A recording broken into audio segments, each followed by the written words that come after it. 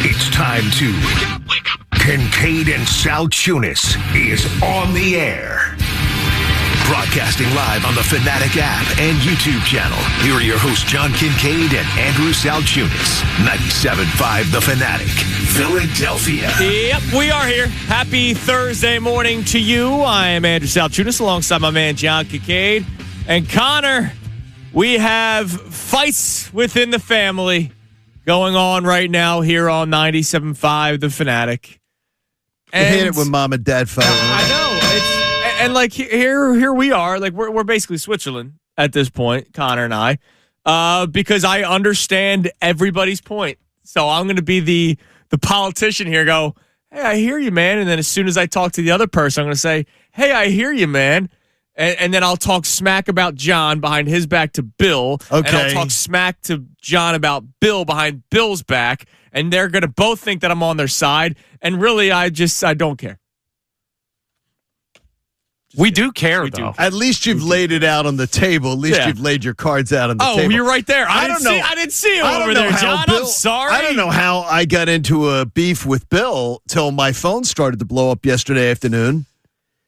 That Bill was ripping me on Unfiltered. All right. Are you surprised when it comes down to the context of why he was ripping you? I don't understand. Are you surprised? No. Exactly. But I do not understand.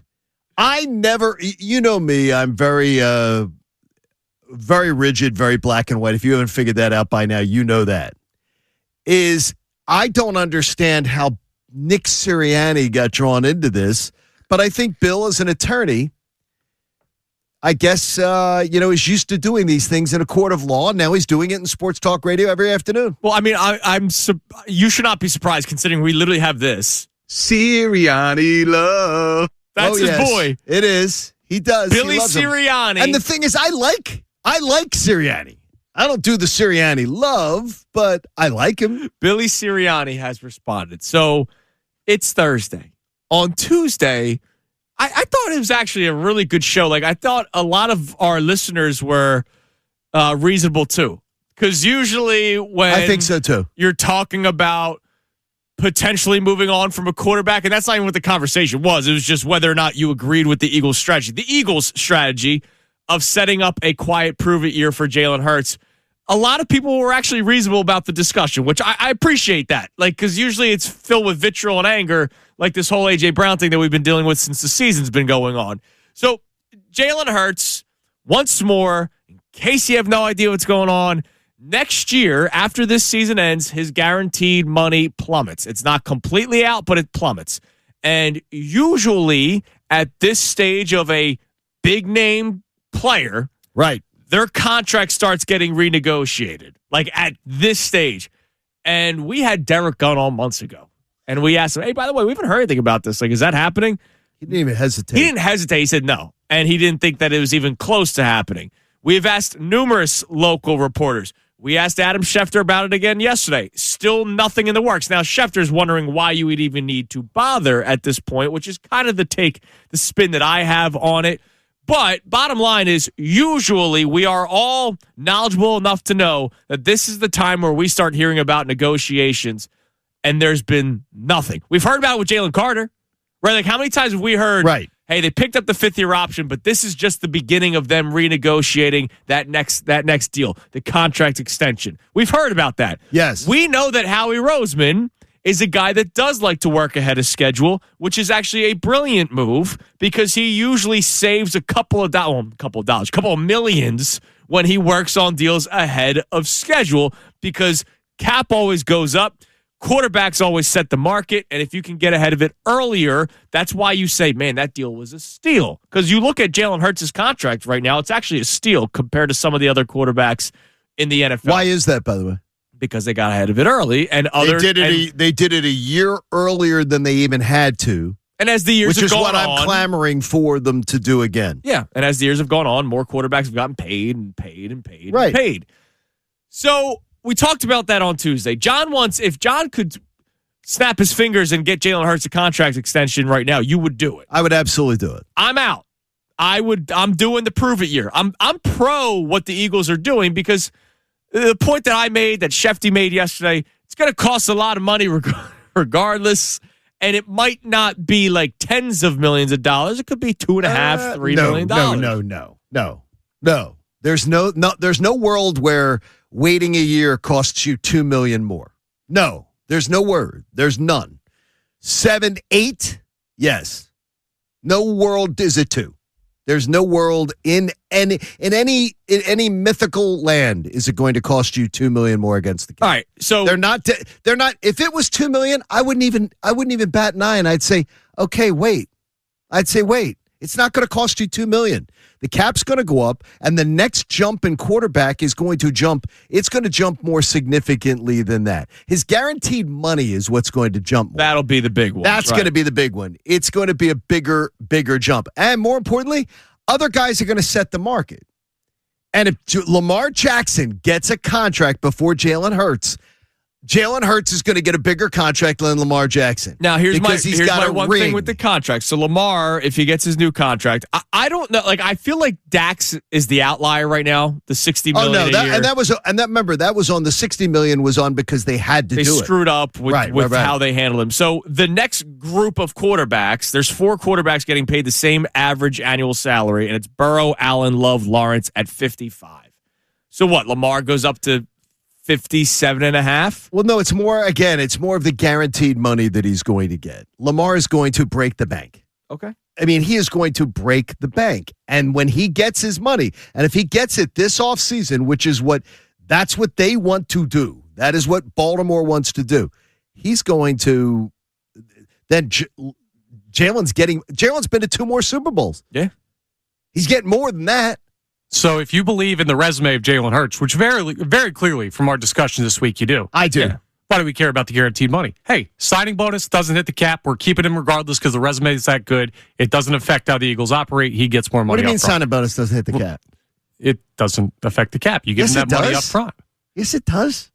It affects the cap. It's spread out over the years of the contract, but it affects the cap. It counts against the cap. No, you could give signing bonus that does not affect to the cap number for that year. Isn't that what they've done with Lane Johnson the last 5 years? All it does is it just is the guaranteed money. You can adjust cap money, so you keep adjusting that money.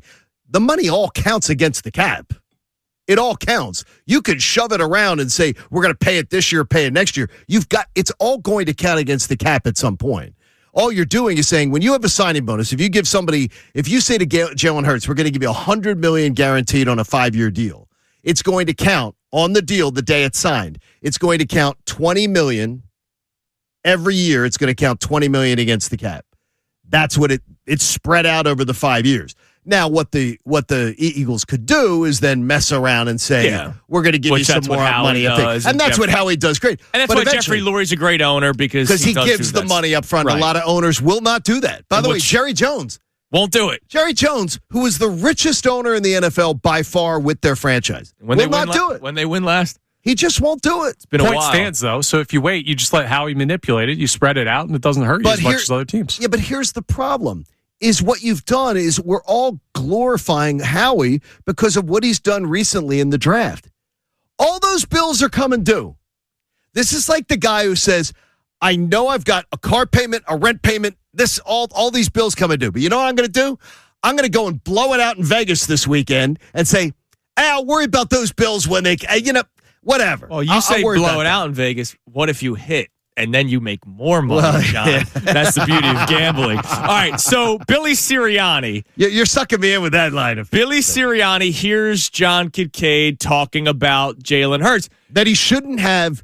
The term prove it year is just what I have an issue with. Right. And Bill's like, well, why do you have an issue with it? So here is audio from Bill yesterday on Unfiltered. You will hear John's voice in it. Because Bill found a clip from, I think, January. That's good. That you'll hear be brought up. So 4-month-old audio. And then Bill responds. And as he's responding, you won't be able to see it because we're replaying it. But if you see the video on 97.5, the Fanatic's Twitter account, his veins were popping out of his neck because he was so angry. Like his back was up against the wall because of Billy Sirianni or because of Nick Sirianni.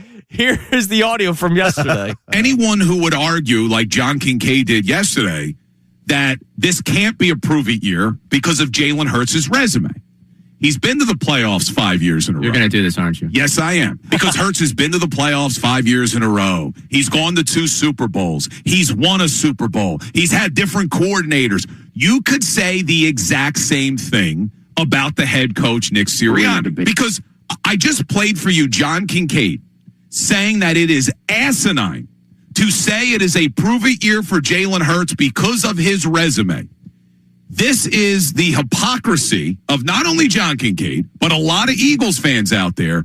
John Kincaid back in January didn't care about Nick Sirianni's resume. It's a prove-it year for Nick. Listen to Kincaid back in January. 360 days.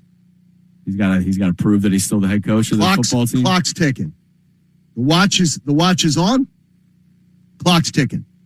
This would be, to me, the year where I say, prove it or not. And if it is not a great year, and I mean great year, I am absolutely moving on.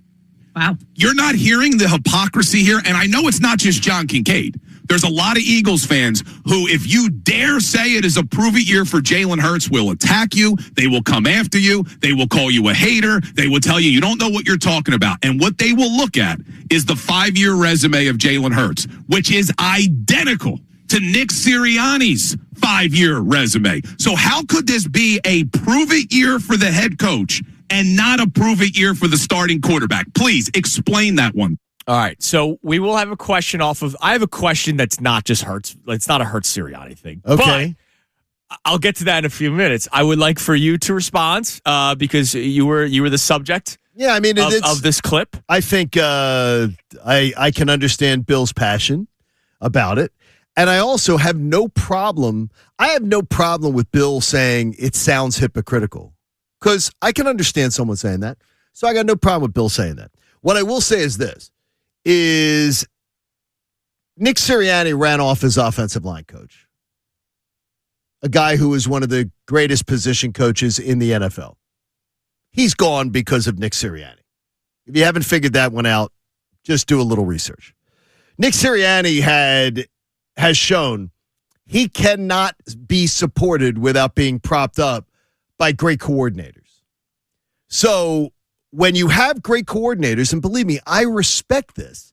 I respect a guy who is a leader who can oversee a great organization and keep things rolling well. So what Nick Sirianni's done as a head coach, I greatly respect it. But greatly respecting something and not understanding that he is just a matter of the sum of the parts. Nick Sirianni, without great coordinators, well, he might as well be Rich Kotite. By the results, he's Rich Kotite. By the results, he's Buddy Ryan. Because he doesn't win. He doesn't win playoff games unless he has great supporting coaches that can really do the heavy work for him. As I've said before, this is a guy who was hired as an offensive guru. He's supposed to be this offensive, genius. And he comes in here, and when the offense has been crashing in his tenure, he is the guy, the plane is going down, and Nick Sirianni is sitting there in seat 11C, and someone says, can somebody fly the plane? The pilot's had a heart attack. And Nick Sirianni is ordering another Diet Coke. He's a pilot, but he can't fly the plane. He can't do anything to take you out of the nosedive. And it's been proven multiple times. To compare the resumes of Nick Sirianni and Jalen Hurts to me is humorous. Absolutely humorous. Bill, I know you have Google because you've been an attorney, and you also probably had researchers who did your work for you before you got to court. So why don't you put them to work for you? Jalen Hurts was a winner, was a champion, was a leader, was highly successful before he ever knew Nick Sirianni's name. Jalen Hurts has a resume of success long before he ever had an association with Nick Sirianni. Comparing the two of them, well, I'm just going to tell you, that would have gotten you thrown out of district court somewhere in Podunk, New Jersey. That's ridiculous. All right. Those two people are not the same. Not the same in football lore. With all that being said, yes, you agree that the Eagles are doing something here with the Jalen Hurts contract. I absolutely do, and I understand that. But you agree, nobody is saying, I'm sure there's a fan out there that's saying, what are you guys talking about? This isn't real. because like we just did that with the whole A.J. Brown trade, which will happen in a week or two. No, this is with agenda. Like the Eagles are doing something. I think we can all be man enough, big enough, and agree that the Eagles are quietly doing something with Jalen Hurts when it comes to his contract. So off of this, have we reached like a pendulum swing type season with the Philadelphia Eagles? And hear me out. We're talking about Jalen Hurts' quiet, prove-it year because they're not giving him a contract extension or even negotiating when this is when they would normally have it. I agree with you about Nick Sirianni. Like, Nick Sirianni, you did the whole clock's ticking. Like, yeah, I mean, if he does not win a playoff game, I believe Nick Sirianni will be gone. I agree with you. I think he's going to be gone. And I push back on that. So I'm more on the side of the point that Bill was trying to make. Bill there. wasn't making a... He wasn't. Bill, I listened. I was actually listening to what happened. Bill believes a prove-it year for both. Yeah, yes, and I don't think... Which I think is fair and reasonable. I get it. Yeah. But to put the two, I can tell you the organization would wait, what today's Thursday. I don't know what day you put out the recycling and everything. This organization would put Nick Sirianni out on the curb so much faster than it would Jalen Hurts. It's not even close. It's not even close. Sure I'm not so sure. I don't know. I mean, like they'd be working on his contract. If that's the case, they would say, let's renegotiate Jalen now, and if it doesn't work out this year, we fire Nick. We got him under contract. We fire Nick and get a new head coach in. I'll put the challenge to it right now. When Nick Sirianni won the Super Bowl, he got an extension, right? Yeah. Yes, but we don't know how many Nobody heard about the extension, right? Yeah. I'm going to tell you the extension was short. Sure. People very much in the know told me it was short. So if I think about it being short, he was under contract for last year. That tells me it was probably 2 extra years added on to the past year, which was god-awful, by the way. So that means they have 1 more year of Nick Sirianni, and I'm just going to guess they put a couple of years onto it. I think the contract for the coach is a flawed way to compare him to the quarterback because negotiation for a coach's contract or extension is very different than trying to beat a market value on a franchise quarterback. I don't think this organization... Connor, they almost fired him in the offseason after going to the Super Bowl. And then they almost fired him at the bye week 4 games into the next season. They don't look at Nick Sirianni the way they look at Jalen Hurts. It's bottom line. The organization looks at head coaches. And I'm not just saying I'm not looking at you and saying you're nuts. It's the organization, the way they look at coaches. I think they look at head coaches as almost interchangeable parts. Or they have them tied to one another. That could be it, too. I mean, they could say, both of you, prove it now. Oh, they could. Both of they you. absolutely could. And so that's just Hurts and Sirianni. Then you have legitimate questions about your offensive linemen, right? The future of Lane Johnson, the future of Landon Dickerson, the future of Cam Jurgens. Can their bodies hold up? I think he's going to be fine. I've said this 100 times, but is Devontae Smith able to take that leap to be like the guy, right? Like A.J. Brown's leaving. So somebody has to take that next leap forward, and I'm not putting my money on Dontavian Wicks to all of a sudden go from like a 400-yard receiver to like a 1,200-yard receiver. Like Devontae Smith has to be that guy. I think that he does, but that's another question. That's another prove it. That's another pendulum swing. So are we reaching a point right now where I'm not saying franchise teetering like they're going to fall, they're going to be the Jets, but we're talking about the Eagles being perennial Super Bowl contenders year in, year out, right? Are we reaching a point where we have more questions than answers with the Eagles? Absolutely not. Absolutely not. We're talking about the head coach and the quarterback. Are you talking more? First of all, I could go to any one of a number of the top college programs. I could go to any one of a number of teams and say, I can get you a coach as qualified and as competent as Nick Sirianni. I can get you one. The Super Bowl winner? I can get you a coach as competent and as qualified as Nick Sirianni. Well, he might not be as good of a leader. Nick Sirianni's a good leader. Nick Sirianni is a good leader. Look, I'm not painting it that Nick Sirianni is some people like to paint it like he's a buffoon, anything like that. He's not. He is a guy that has his own skill set. But his skill set, like Nick Sirianni is not a strategist. Nick Sirianni is not some master game planner. Right, but if you're not telling me that. you could go to the college ranks and find me somebody right now who's going to go to a Super Bowl and win another, like what are you doing? What are you doing roster? working here? Because every NFL team would hire you. With this roster, if this roster is open, absolutely, there would be any one of a number of great coaches that would love this job. This that roster would froth for this job. This roster where we're questioning the quarterback, questioning 3/5 of your offensive line. I think they have one of the best young rosters in the NFL. All right. Are the Eagles at a point where you have more questions than answers? Where you're thinking about down the road? We're talking about a prove-it year for Jalen, a prove-it year for Nick. Prove it year for a lot of guys, quite frankly. A lot of guys, it is. Health is a big factor in here. 610-632-0975. You can climb in. Phone line, Davis Honda text line, voice memos. It's all the same number, 610-632-0975. Now, coming up next, before we continue this conversation, we will get your reaction to it, we promise. There are two Philadelphia storylines that we got to react to. One that makes you wonder, like, what's actually going on with a superstar player. The other, well, this guy's just an idiot. It's Kincaid and Sal Tunis, 97.5, The Fanatic. Kincaid and Sal Tunis, 97.5 The Fanatic and 97.5thefanatic.com. 97.5 The Fanatic and 97.5thefanatic.com. 6:30 here on Kincaid and Sal Tunis, 97.5 The Fanatic. All right, we'll get back to this discussion about the prove it year for a lot of people, because it's not just Jalen Hurts that the Eagles are setting this up for. If we take a step back and we do the 30,000-foot view, it's Nick Sirianni prove it year. There's two offensive linemen that we're literally asking about the future of their health, not ability. Well, ability to be able to walk. Unfortunately, I've already told you I do not believe that within 2 years there will be Landon Dickerson will not be here. And look, Lane Johnson probably won't be either. I don't believe he will either. And then Cam Jurgens has legitimate questions too.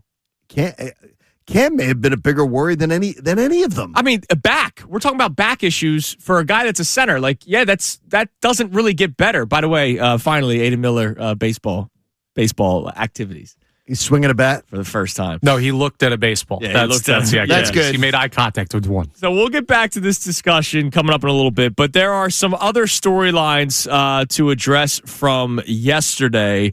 The first, Phillies lose. We'll get into a Nola discussion. Don't you worry. Our very first comment on YouTube this morning, Johnny. Renee said morning. Good morning, Renee. Morning, Renee. Our second comment was from TMM. Nola stinks. So, okay, we'll get there. We promise. But Kyle Schwarber was out of lineup again yesterday. Still listed as out with an illness. He was available to pinch hit yesterday. Yeah, that's good. Thoughts and prayers. But he was at a charity event last night. That it was his event. And by the way, we all love Kyle Schwarber, the person, the player, everything about Kyle Schwarber we love. He's very charitable. A lot of success with what he's been able to do in the community. So we love you, Kyle Schwarber. This is not like we love that Kyle Schwarber is doing good work in the community. This is not an attack Kyle Schwarber thing. It's me questioning what's going on, because it's a bad look, though. Let me ask you guys something. It's a bad look. If I was sick, yes, what would be the 4 words that probably came out of your mouth if I said I was sick? Don't come in today. Or stay away from me. Stay away from me. We get away from me. We could probably find a lot of 4 No, I would say, no, I do. Sentences. By the way, we do. Yeah. We do have a policy on this show with us as a group. If somebody is has the fungus among us, we will say, stay the hell away from me. And we will all tell each other, stay home. Yeah, like I've heard Connor come in here and we'll be like, and I'm like, yo, dude, stay away from me, dude. Don't bring it into the rest of us. And when I was immunocompromised, at that point, as a whole station, everybody had to be really careful with it because I was in a dangerous spot. Yeah. So people had to be really careful with it. So I appreciate it. And even if you're not compromised, I think nobody wants to get sick. No, nobody wants to be sick. So when I hear Kyle Schwarber out with illness, and then I see him 2 out of the 3 games in the dugout, I go, well, that's weird. Like, why? That's weird. Why is this? Why are you not home? If you're not, this is a lack of contagious virus, I guess. Be home in bed. or stay away from the players. Because I don't. How many times have the Sixers had like the rampant gastrointestinal issues where all of a sudden half the team's got stomach issues, right? Be home. Stay away, Kyle. Like, we love you. Stay away. We don't need you near anybody. And then, do you want to be out in public? If it's too much that you can't play, do you really need to be out in public? Which is why I wonder, what is he actually ill, or did he tweak something? And like, we're just not getting the real answer. And I'm not saying tweak something like he's done for the season. I mean, like, no. But did he hurt his ankle? I wonder the same. I wonder the same thing. And who wants the person sick to come into work that's not working that day? All right, like, think about it. He's not working. If Connor was sick and working, okay. But like, if you were coming in just to sit down, I'd say, what the hell are you doing here? Go away from me. Yeah, please stay away. Like, Schwarber wasn't working. I really don't understand. The optics of it are terrible. This is weird. And by the way, I love that Kyle is so charitable in the community and doing good work and everything. As my wife says to me yesterday, what would be worse, though, optics? I said, that's really bad optics, that he's out. He couldn't play for 3 nights, and he's out at a charity event, like mixing and mingling with the public. Which is why, if he's hurt, that's a whole different story. And she says, well, what would be the worst look? Not to show up to your charity event where people paid to be there raising money for your charity. That would be a really bad look also. Sure. But I got to think that work is first. Work comes first. Should. Would care about the money, should. John? I think when you're just signed to that contract, I don't know. Tinfoil cap, speaking of contract, maybe he cut a deal in the negotiations with the Reds. He's like, I'm going to go back to the Phillies for that series we play, you guys. Yeah, maybe. That's I'm right. out. Mopar chimes in. Do you really think the trainers would let him in the dugout if he was, and he did air quotes, sick? Well, then that's exactly what we're saying. And that's what I'm trying to figure out. Then what the hell is going on then? So then where's a lot of people pointed out right before the series with the Reds, he had a really awkward slide into third base. Maybe he rolled his ankle. Then say it. Say it. Then say it. There's no reason to be like, he's sick. We can make all the jokes about, what if he had the runs? Well, like, there's no reason to be saying, there's no reason for subterfuge when it comes to this story. Just say it. Yeah, the Phillies historically in this era have been very forthcoming with injury information. They're not other teams in this town. We'll just say it that way. Yeah, I got you. And Kyle Schwarber's a guy that I've never questioned whether or not he wanted to be out there. So I imagine nobody's doing that. I know. I'm questioning the validity of just say illness. Then say what the hell is going on then. I'm sure we will get an explanation at some point. I'm sure. Why wouldn't we have gotten one though? Like, what is to be gained? You dropped the HIPAA again. I mean, my God, no. There is no such thing as that. I know. Don't ask Dak Prescott. Yeah, I know. All right. The other thing, now this is much less, like, I can joke about the Schwarber thing, even though I wonder, like, all right, how real are we with this? One thing that you can't joke about is the idiotic decision that Nolan Smith made yesterday. Over the Friday night. Friday. It came out late last night. Yes.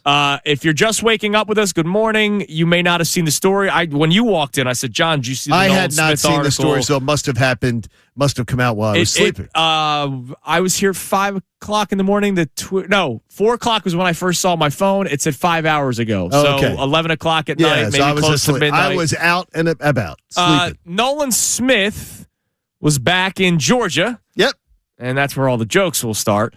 Driving 135 miles per hour in a 70 mile per hour speed limit.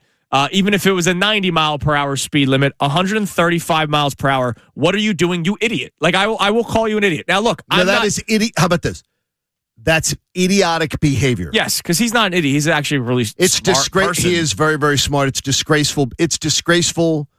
Reckless behavior. Look, 135? I'm not going to be high and mighty and say that I'm like an angel behind the wheel, right? Like, no. I'll tell you, I speed every day. If speeding put us in hell, I'm going down, baby. I speed every day. Do I speed 25 miles, 30 miles over the speed limit? No, I do not. 135 miles per hour is stupid. I did look at the map. I know where now. I did not know the counties. By the way, Georgia has more counties than you could ever imagine. So I didn't even know where the counties were.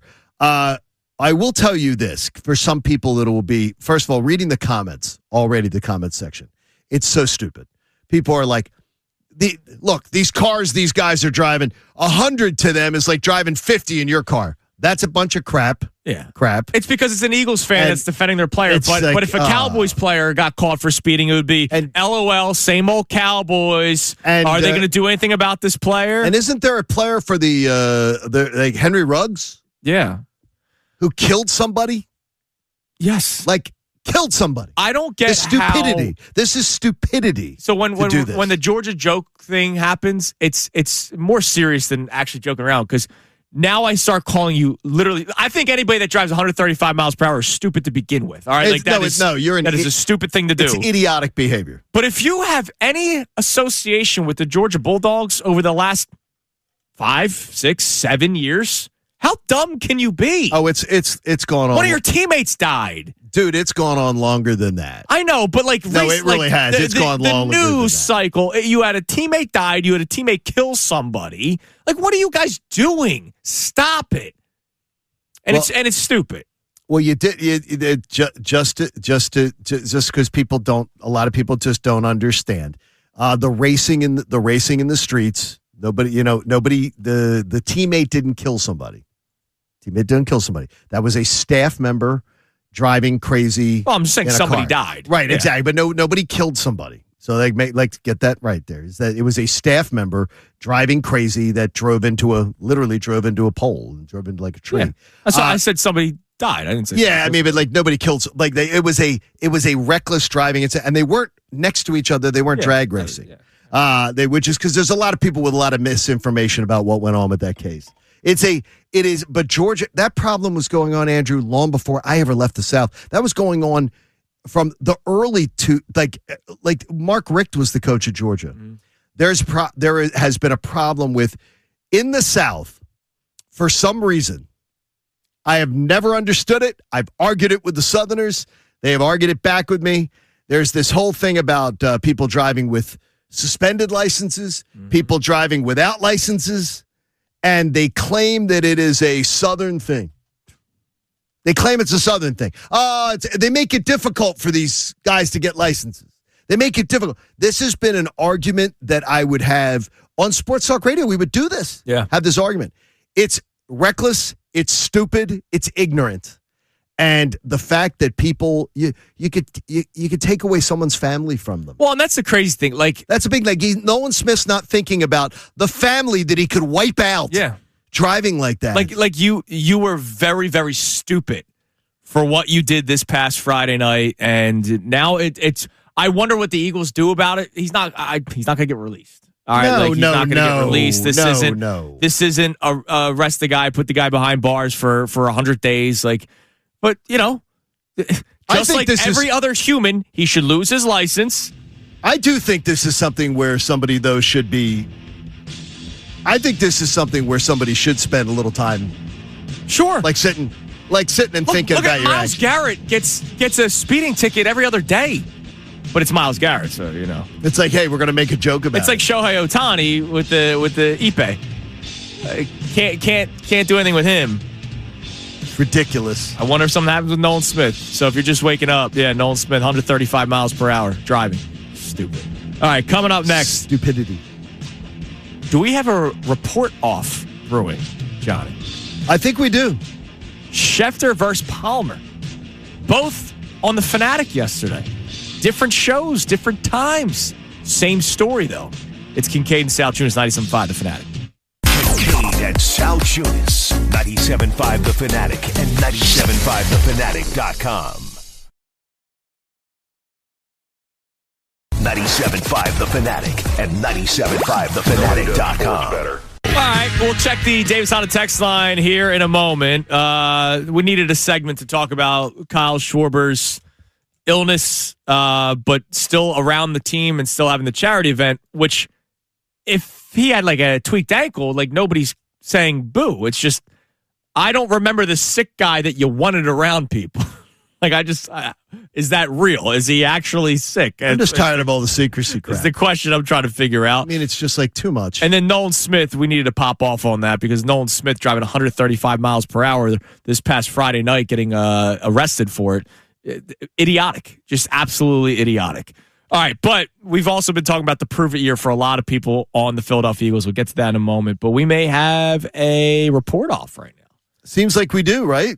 There's different people with different opinions on this story with the Patriots. Yeah.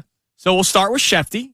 Adam Schefter on with us every single Wednesday like he was yesterday. And we were talking about all the other reports that kind of popped up out of nowhere. And he squashed it multiple times. Like, no, maybe they kicked the tires, but I don't think this is changing anything. I'm sticking to my guns.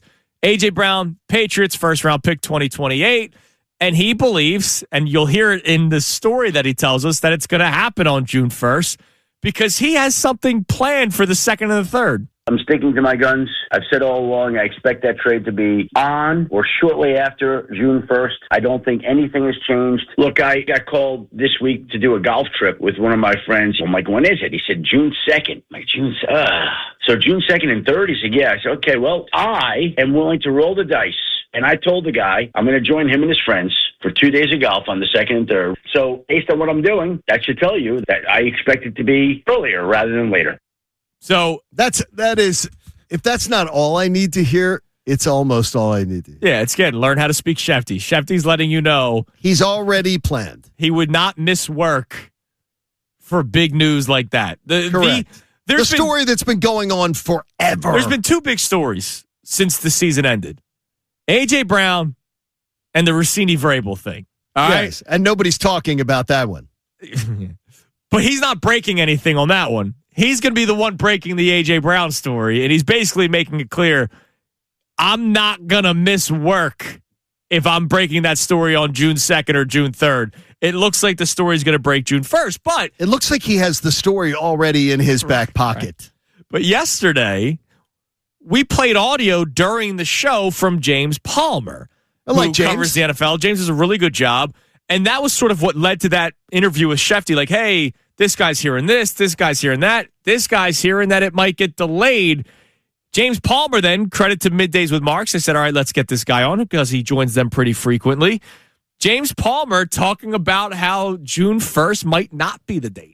I don't know if it's that far along. I almost feel like it's going to start back up. You know what I mean? Like it's almost could be a new negotiation when June 1st rolls around. And I respect what Jeremy does for sure. But, my good buddy, one of my best friends in this business, Mike Garafolo, was on Rich Eisen's show yesterday. And Mike made a great point when he brought up there's been nobody even behind the scenes. He's like, unless everybody's lying to me that has said, no, like this deal's done. Like it's not done, but it's done. You know what I mean? Like that's not even being said to anybody unless, they're fully lying and everybody's lying. You cannot have anything really put in place. I mean, you can have a wink and a nod, you can have a handshake, I guess, but at the same time, I'm not sure if I said this on here with you guys, but I'm like, Max Crosby is not playing for the Ravens. You know what I mean? A deal isn't done until a deal is done.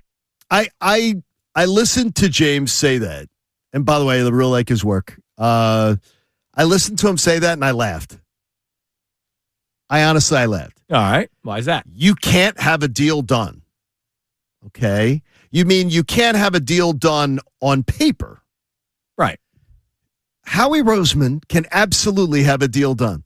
I want a first and a conditional third or fourth. Oh, no, over the phone we could do that. We just shook hands. I want a first and a conditional fourth that can become a third, depending on what AJ does. You're going to give me your 2028 first. You're going to give me a 2027 fourth-round pick that can become a third depending on what AJ does. Are you all right with that, Andrew? Yes, deal. We just shook hands. Okay, good. Nobody's recording this conversation. We will consume. This is the deal we're going to do on June 1st. By the way, like you don't have to have it on paper. It doesn't have to be this absolutely. And by the way, in my old life, I did different work. Deals like this happen all the time in all lines of work. By the way, this is the league year. Like this isn't illegal tampering. You can have these kind of conversations go on all the time about all kinds of things in all lines of work. Absolutely, you can do that. Yeah, the Eagles could trade A.J. Brown in 5 minutes. They could. Like they very well Howie Roseman could say, "Screw it, I want the $40 million dead cap hit. I'm going to trade him." He's now. already. But the idea that they don't have a deal. Yes, Adam Schefter has double talked that with me multiple times, and I've called him on it every time on the interview, and then he's had to backtrack on it. Where I've said, "Okay, now you're using," and I've said to him, "You're using semantics on me." Okay, they don't have a deal yet, but they could have the parameters of a deal. Well, yeah. But no deal is official, he says. I've backed Adam into a corner. Is any deal? No, of course no deal is official, but they can have a deal in place. It's like the deal can already be done, and I do believe the deal is already done. All right, well, we'll find out in a I'm couple anxious days. to see it, though. Connor, what do we have on the text line? Davis on the text line. Feel the Davis difference. Check him out in Burlington. Our question is, well, earlier this week we talked about the Eagles setting up what seems to be a quiet, prove-it year for Jalen Hurts. Well, can you say the same about Nick Sirianni? Can you say the same about 2/5 of your offensive line from a health standpoint?